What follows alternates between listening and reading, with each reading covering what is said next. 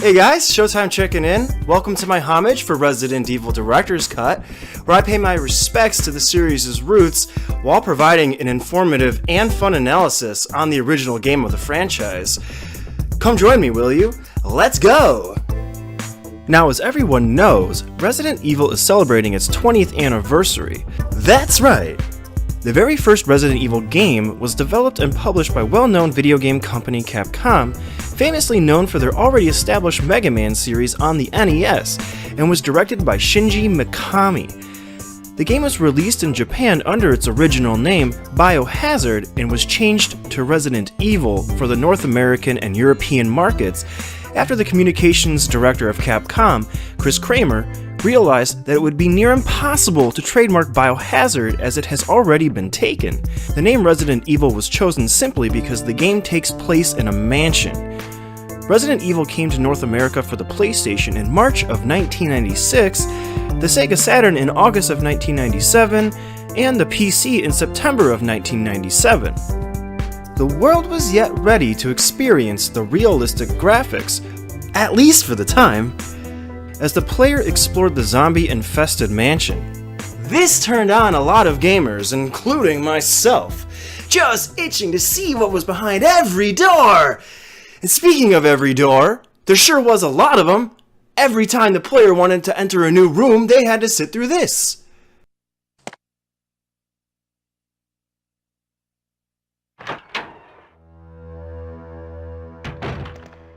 Yeah, petty to today's standards, but this inadvertently became one of the series' staples, seen throughout future installments.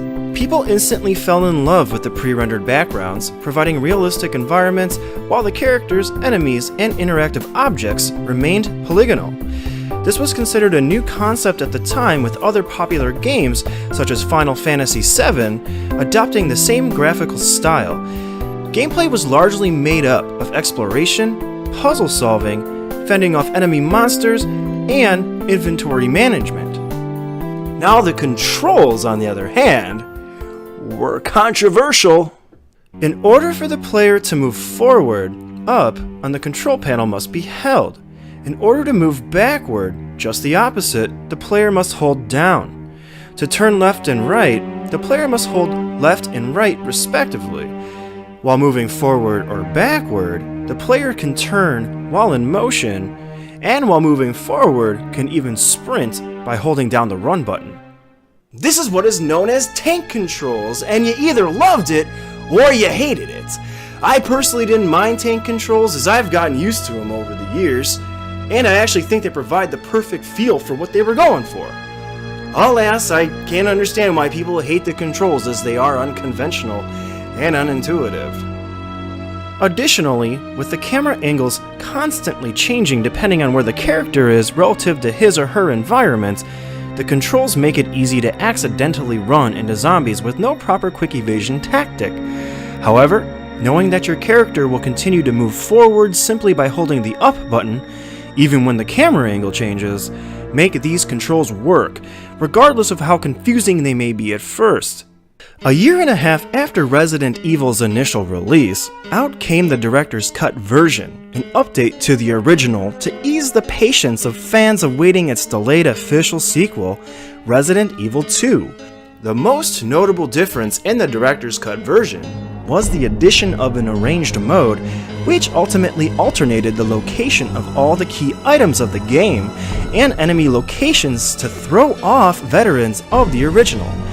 Both main characters received new costumes, specific environments were seen from new camera angles, and an auto-aim ability was added to automatically target the enemy within range instead of having to hope that your gun is aligned on the proper path to the enemy. To touch on surely one of the biggest upsets in Resident Evil history, the updated director's cut version was advertised to include the uncensored Japanese intro, but was not in the final release due to a localization error, according to Capcom. This obviously pissed off a lot of fans, so in order for Capcom to cover their asses, they provided the uncensored intro on their website for free viewing. As you can see, it makes a huge difference in the feeling of horror. as the censored version feels very lacking since it's like watching a B horror film without any of the bloodshed. Probably the most obvious difference between the censored American intro and the Japanese uncensored one is that America got black and white, while Japan got full color. Oh, Japan! Why do you always get the better deal in the land of video games? If you are curious to see the full uncensored intro, check out my bonus video in the 20th anniversary playlist, the one featuring Shondo. All in all, fans had mixed feelings about the director's cut version, mainly due to the fact that if you already owned the original, it wasn't considered worth it to pay the full price tag. However, if you were new to the series, then you got an awesome deal as the game contained new content and the demo disc for Resident Evil 2. I remember playing the original version at a friend's house, and I loved it so much that I needed to get my own copy. And as you can see, I picked up the director's cut. Capcom did release a DualShock version that supports the analog sticks, which is fine and all, but the music of the game was changed to the dismay of the fanbase. I personally prefer the original soundtrack, but I won't go as far as saying that the new music ruins the experience, and I know a lot of fans will disagree with me on that, but to each his or her own, right? This will be a multi-part series, and to get started, I will dive deep into the world of Resident Evil to explore its rich story and memorable characters, infamously known for their embarrassingly bad voice acting. But that's a whole nother story.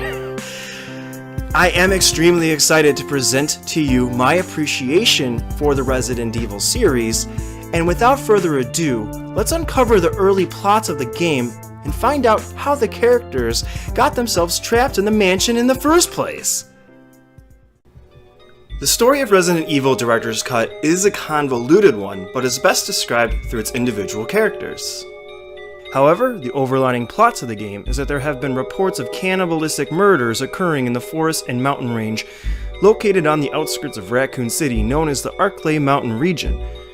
Random hikers and visitors would simply disappear and would eventually be found mutilated. This led to the Special Division STARS of the Raccoon City Police Department to investigate these grisly murders. STARS is made up of 2 units, Alpha and Bravo team.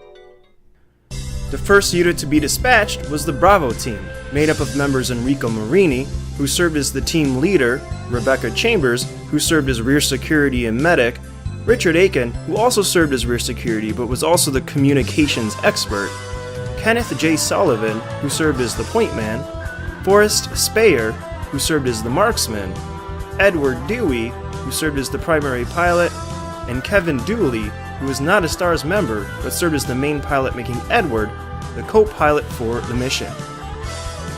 After all communication with Bravo team went down due to their helicopter crashing for unknown technical reasons, in stepped the Alpha team, which was made up of members Albert Wesker, who served as STARS team captain and division leader, Barry Burton, who served as backup man and weapons supplier and expert, Chris Redfield, who served as sharpshooter, Jill Valentine, who served as B&E specialist and rear security, Joseph Frost, who served as maintenance supervisor, and Brad Vickers, who served as Alpha Team's primary pilot. The game starts out with Alpha Team beginning their investigation of the Arklay Mountain region after being dropped off by a helicopter. Soon enough, Joseph Frost gets confronted with the source of the bizarre murders and is torn limb from limb by the Cerberus, a nasty zombie-type dog. Brad Vickers, being the coward he is, flew away at the sight of Frost being killed, leaving Alpha Team stranded with no conventional escape. Naturally, Alpha Team tries to save Frost, but it is too late, and they are forced to flee from the demonic Dobermans into the abandoned, isolated mansion. Run for that house! Once inside, where they thought it was safe, Alpha Team stumbles upon the dead bodies of Bravo Team members Kenneth J. Sullivan and Forrest Speyer. They quickly find out that seeking refuge in the mansion does not set them far from danger, rather right in the pits of doom.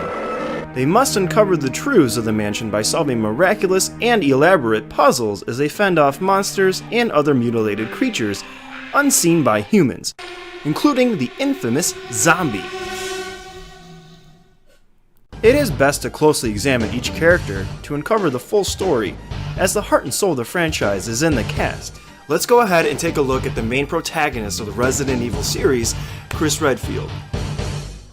Chris Redfield is obviously the cream of the crop when it comes to characters in Resident Evil. Not only is he the main male protagonist of the game, but he comes with a phenomenal track record with the US Air Force. Chris is talented overall, and it's easy to tell that he was born to work for some kind of military unit or government agency that handles weaponry and the like. Being well trained with guns and successfully going on missions abroad gained Chris much admiration from his superiors. However, his ego was a little too big for his britches. Chris was discharged from the armed forces after not being able to see eye to eye with his superiors and ended up drifting across the US with no known direction.